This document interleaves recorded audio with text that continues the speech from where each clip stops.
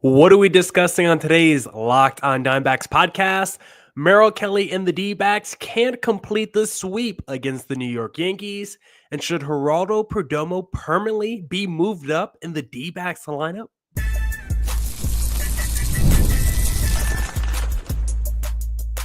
You are Locked on Diamondbacks, your daily Arizona Diamondbacks podcast, part of the Locked on Podcast Network, your team every day.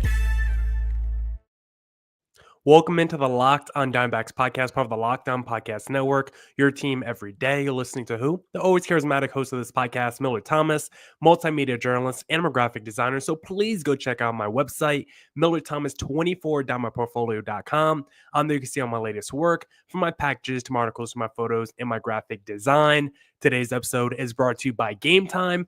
Download the Game Time app, create an account, and use code LOCKEDONMLB for $20 off your first purchase. On today's Locked on Diamondbacks podcast, we are, of course, going to talk about the D-backs almost sweep against the New York Yankees. We'll preview Brandon Pfaadt's start against the Washington Nationals, and then we'll discuss, should Geraldo Perdomo be moved up in the D-backs lineup?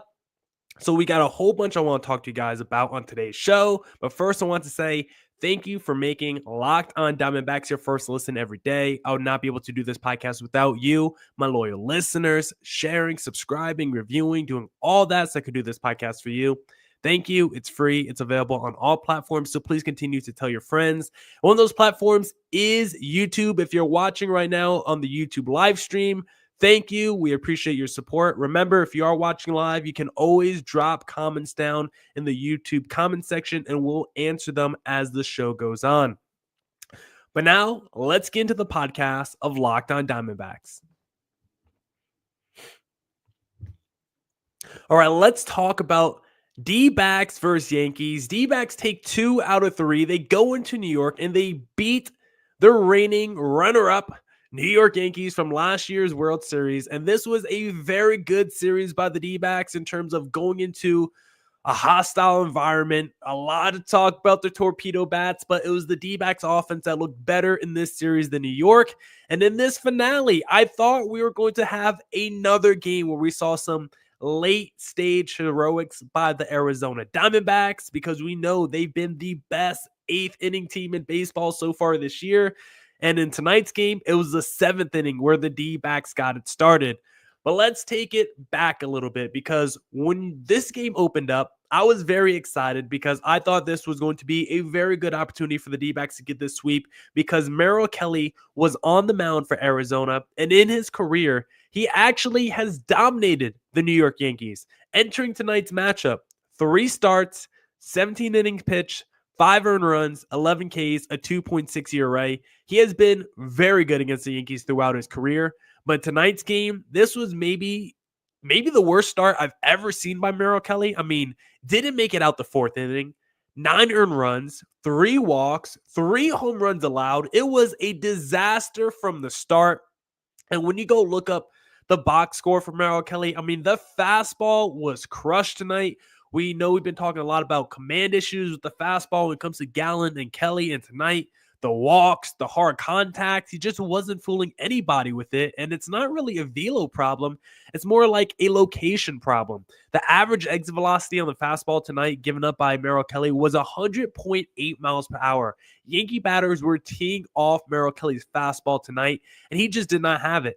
D-backs went down 4-0 early, and I do have to admit, in the bottom of the first, when the D-backs were up in the top of the second, I should say, I put a little money down on the D-backs money line. They were like plus 480. I was like, oh, their offense looks like they're starting to cook against Carlos Carrasco here in the second. I believe in the comeback. Maybe I should have waited later in the game when the odds were a little bit more juiced, because we did see the D-backs have the almost comeback.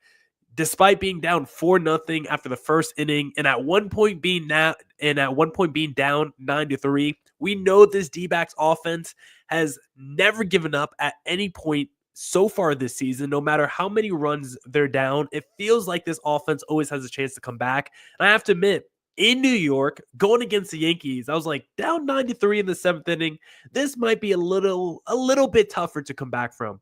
But I should not have doubted the D-backs because, of course, they got a little rally going in the 7th, and it was Geraldo Perdomo, their shortstop, the guy who is not known for power at all, little skinny Jerry.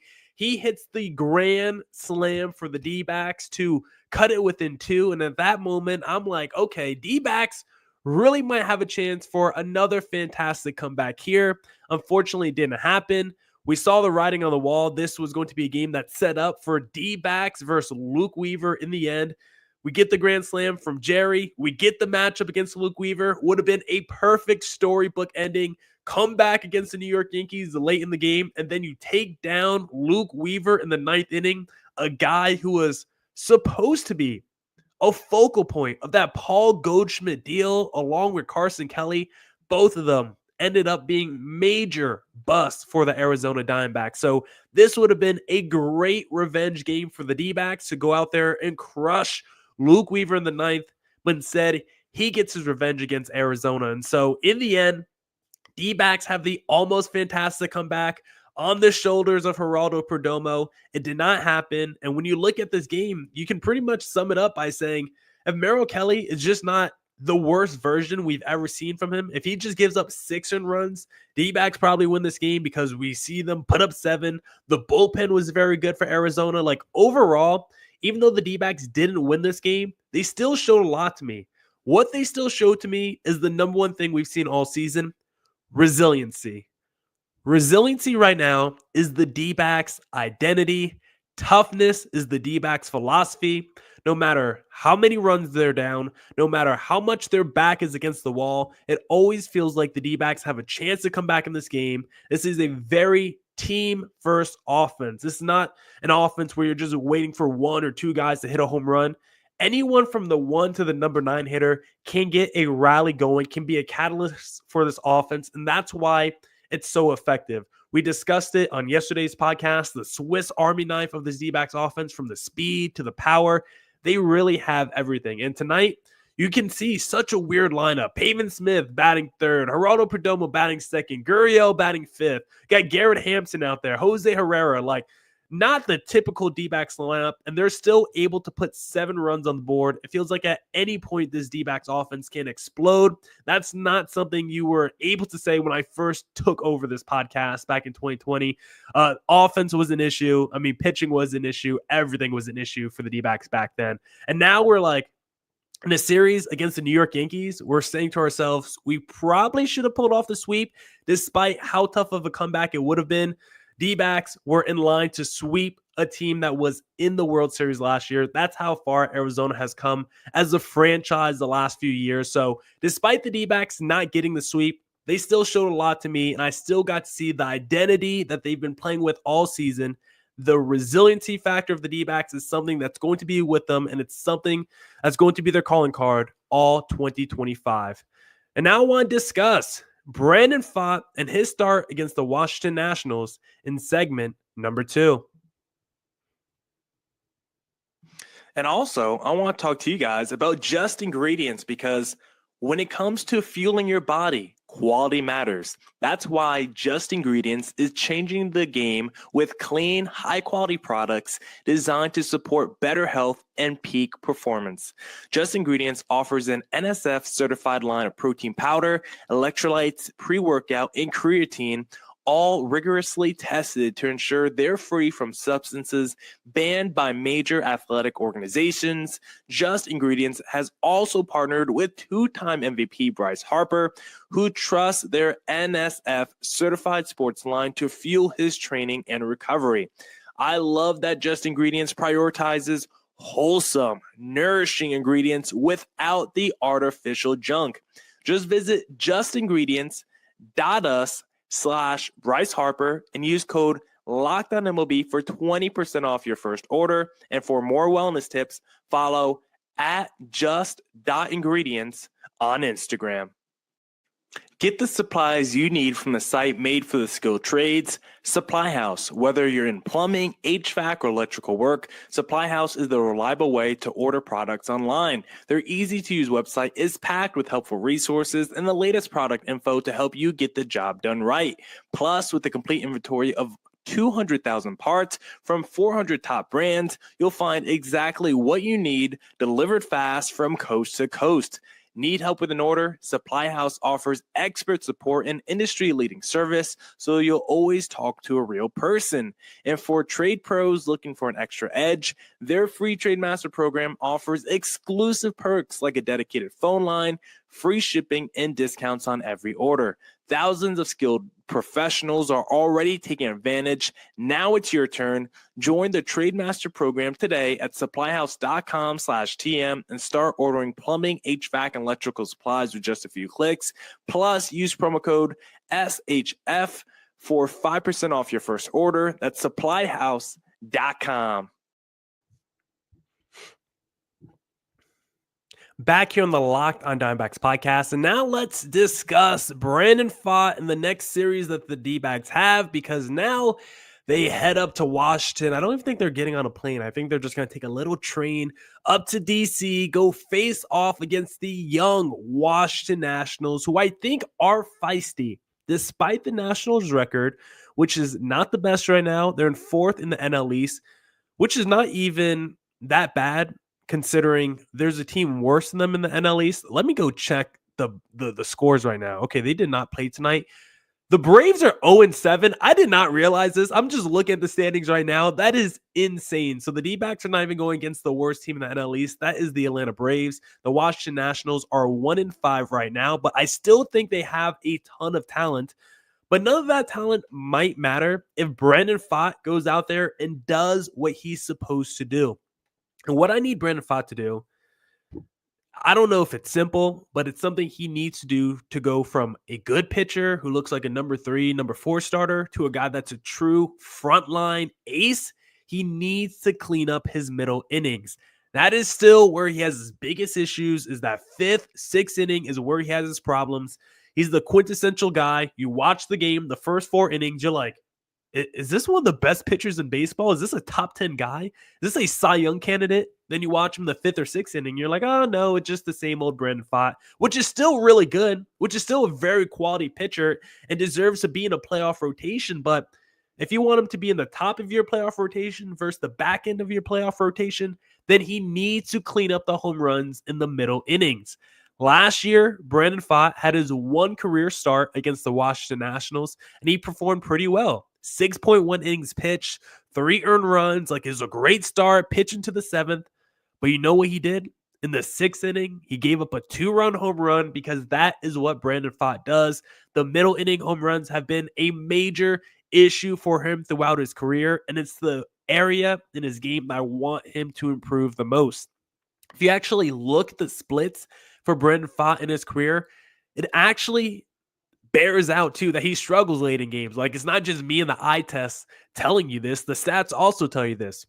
Brandon Pfaadt, his 3rd time through the order, a 944 OPS allowed. He gets crushed that 3rd time through the order. And also, his number just in the 5th inning, his ERA in the 5th inning alone in his career, a 9.14.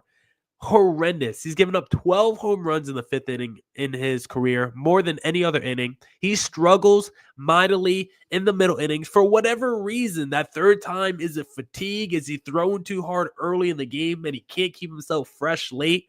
Because when you watch a guy like Justin Verlander, the always impressive thing about him, it's like, it felt like he threw harder as the game went on, right? It was like, whoa, Verlander's at pitch 90, and all of a sudden now he's hitting 97, 98, 99. That's probably the area that Brandon Pfaadt has to work on. He's young. He can throw hard, so he's probably going out there just throwing gas those first few innings, but by the time he gets to the 4th, 5th, 6th inning, he's getting a little bit more fatigue. Guys are starting to key in a little bit more on his pitches. Like, he needs to find a way to keep himself fresh later in the games, keep those hitters off balance better later in the games, because it seems like they always figure it out, or they always get that one bad pitch in the 5th or 6th inning. So if Brandon Pfaadt can just clean up those middle inning home runs, he's going to go from a very good pitcher to a great pitcher in Major League Baseball. One guy that we need to watch out for on the Washington Nationals among the position players, CJ Abrams, acquired in that Juan Soto deal. This looks like a young player who is ready to pop. If you are fans of fantasy baseball, this is someone to keep on your radar over the next couple drafts, especially if you're doing dynasty. I would definitely want to keep him long term. 24 years of age. Last season, 20 home runs, 31 steals. The year before, 18 bombs, 47 steals. He's been a 3.5 WAR player on Baseball Reference. He's in a tough lineup with not a lot of protection around him, not a lot of quality bats right now around him. He kind of has to do a lot of the work himself. He was the Nationals All-Star representative last year. CJ Abrams, I just think, is a dude and a guy to watch over the next few years. I think he's one of the core building blocks that the Nationals have. And in this series, if you need a guy to watch on a 1-5 Washington Nationals team, I think CJ Abrams is the player to watch.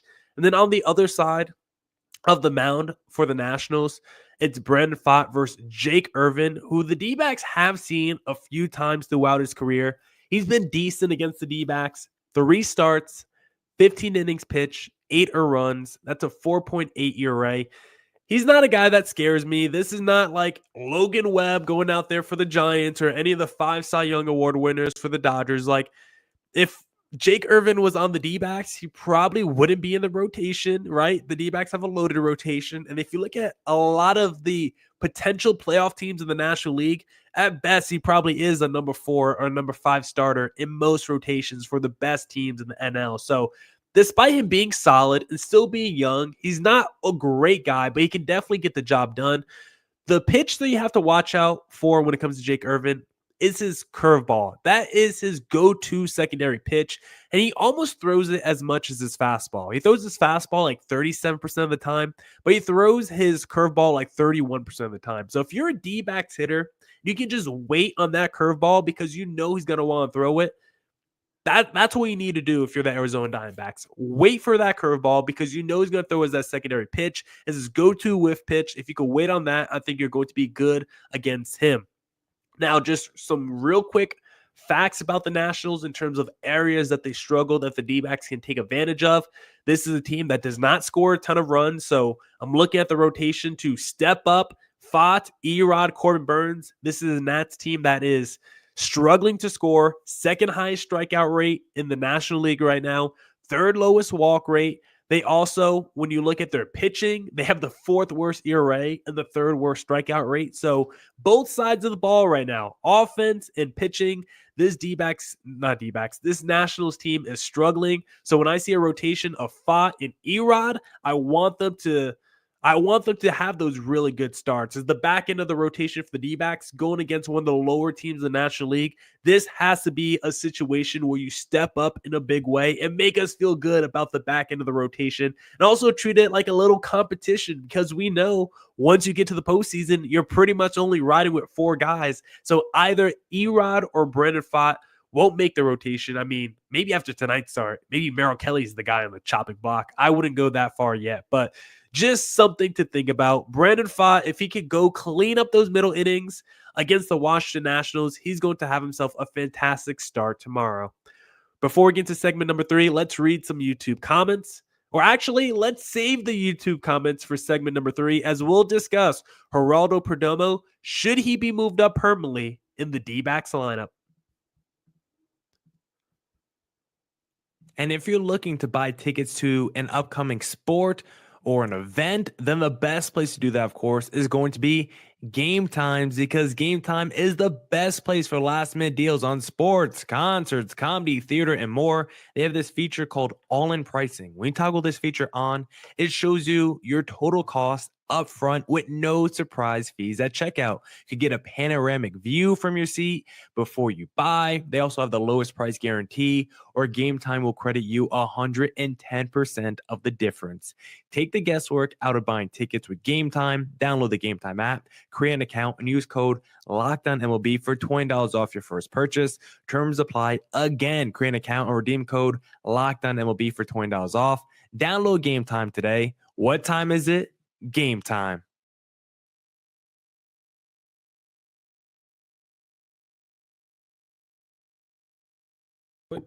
Back here on the Locked on Diamondbacks podcast. Pretty sure I had my mic muted once again like I did on yesterday's live stream. Let's read some YouTube comment section. Read some YouTube comments from the comment section. I don't know a better way to phrase that. Before we continue with, should Geraldo Perdomo be moved up in the D-backs lineup? Frog fan said, Jerry's grand slam was insane. I don't see why he can't be third in our lineup. I agree, Frog fan. And then Pain and Suffering said, can't win them all. At least they didn't quit. They can and will score runs. Excited for the rest of the season. Despite your name being Pain and Suffering, you got me amped up because I'm excited for the rest of the year too. The resiliency that this D-backs team continues to show, their willingness to never give up and battle back late despite how many runs they're down. This is going to be a fun series. As soon as that pitching, this rotation just starts to lock in and we get consistent starts from a really good rotation, this D-backs team is going to go to another level. But now let's discuss Geraldo Perdomo and if he should be moved up permanently. I'm saying number 3 hitter, but you could really convince me 1, 2, or 3. But I'm mostly talking about this from the perspective as the number 3 hitter because I really do like Ketel Marte back-to-back, depending on who's on the mound, as your 1-2 punch. I really do think that is devastating for an opposing team. And to be honest, again, when you look at the best teams in baseball, they stack their lineups at the top. Dodgers give you Mookie, Ohtani, Freddie at the top. Phillies give you Schwarber, Bryce Harper, and then whoever else. Like, these best teams in baseball stack their lineups at the top. And that's why I want Geraldo Perdomo to be at the top of the lineup, because I do think he is good enough as a hitter. He's improved so much over the last couple of years. And I think in 2025, Perdomo has taken another leap, another progression as just an overall offensive player. Of course, we saw the first home run of the season from him tonight. But if you just look overall at like his exit velocity, it has been raised dramatically from where it was previously. And I just think Geraldo Perdomo is at the point of his career where he should be top 3 in this D-backs lineup. Like, we saw him tonight as the number 2 hitter for Arizona. This was the second game this season. He was incredible out the number 2 hole. He is a guy that's always in the mix. And so if I have to make the argument as to why Geraldo Perdomo should be a top 3 hitter for the D-backs after Ketel Marte and Corbin Carroll, well, number 1, plate discipline is absolutely elite. We know that is the calling card of Jerry, and that's why he's so dominant as the number 9 hitter, because when he does what he does as the number 9 guy, and then you have Carroll and Marte to back him up, it's so dangerous. But imagine if we started games like that. Like, I don't want to have to wait the second or third inning to get the Jerry, Carroll, Marte trio. What if we started games like that? I think it could help this offense so much more and really get us going earlier in these games. Perdomo, we know last season, strikeout rate 15%. It has dipped or has gone in the downward trajectory. It has gone down the last 3 years, 20%, 17%, 15%. Meanwhile, the walk rate has stayed right at 10%. And if you look at his strikeout rate entering tonight's game against the New York Yankees, sub 5%. Geraldo Perdomo. This guy is absolutely elite when it comes to plate discipline, not striking out, drawing walks. And so number 1 reason why he needs to be top 3 hitter, the plate discipline's elite. You want him protecting Ketel Marte and Corbin Carroll because you know he's going to at least do something positive at the plate. The second reason is because he does seem like he's tapping into a little bit more power. Is this going to be a season where Geraldo Perdomo hits 35 home runs? Probably not. But could he get 12 to 15 home runs and a lot more doubles and maybe a couple more triples? I definitely think this is the type of season where that can happen. 2023, 85.7 exit velocity. 2024, 87 miles per hour. This season, 90.5 miles per hour. He is getting better in all areas. Plate discipline, hard contact stats. This is what you want to see from a developmental prospect. A guy, first season in the majors, I was like, Geraldo Perdomo does not look like a dude who's going to have a career with the D-backs. And now 3 years later, I'm like, this guy's going to be a 12-year veteran at shortstop for Arizona. And it's insane to think about. And the number 3 reason why I think he needs to be a top 3 hitter is because all good things happen when Perdomo is in the mix. We saw Jerry with the grand slam today, the comeback the other day, he was in the mix. Like anytime good things happen to Arizona, Jerry's right there in the middle of things. We saw last year how much the D-backs struggled in the first half. Well, you want to know when this offense took off, when the D-backs got better last year? It's when Jerry came back from injury. He is the heartbeat of Arizona. He's not the best player. He's not Corbin Carroll. He's not Ketel Marte. But he is the heartbeat of the D-backs. The D-backs kind of go as Jerry goes, with that play discipline, with his swagger, with his excitement and pure joy that he plays baseball with. We need Geraldo Perdomo at the top of the lineup. And studies also show you that the number 3 hitter kind of gets like screwed in your lineup. They kind of get the worst opportunities. Perdomo is a guy where it doesn't matter the situation you put him in. 2 outs, 2 strikes. He can turn, chicken scratch into soup. And so it doesn't matter with him. I like all situations that Geraldo Perdomo's in with his play discipline. It doesn't matter if there's 2 outs on the board. He knows how to extend an inning. So for Perdomo, I think he should be at the top of the lineup. A guy like Lourdes Gurriel, who has historically been the number 3 hitter for the D-backs since coming over. I like him in that number 5 or 6 hole. We saw him in the number 5 hole today. I think he's a guy that's good, but he's streaky. I have a weird comparison for Lourdes Gurriel, but to me, he's kind of like the Nick Young of baseball, where it's like Nick Young could get you 18 points a game. He's swaggy P, but one night he could be 30, one night he could be 12 points. Like Lourdes Gurriel's kind of in that Nick Young, Lou Williams camp where 2 weeks he could be fantastic and win NL Player of the Week. Then 2-3 weeks he could be one of the coldest players in the majors as well. And so a streaky guy like that I would much rather have as a swing piece as the number 5, 6, 7 hitter, and a more consistent guy, more elite plate discipline skills than Geraldo Perdomo. Put him more at the top, protecting Corbin Carroll and Ketel Marte. Plus, he's a good base runner too, so I just think the base running would be a plus with him, Marte, and Carroll at the top of the lineup.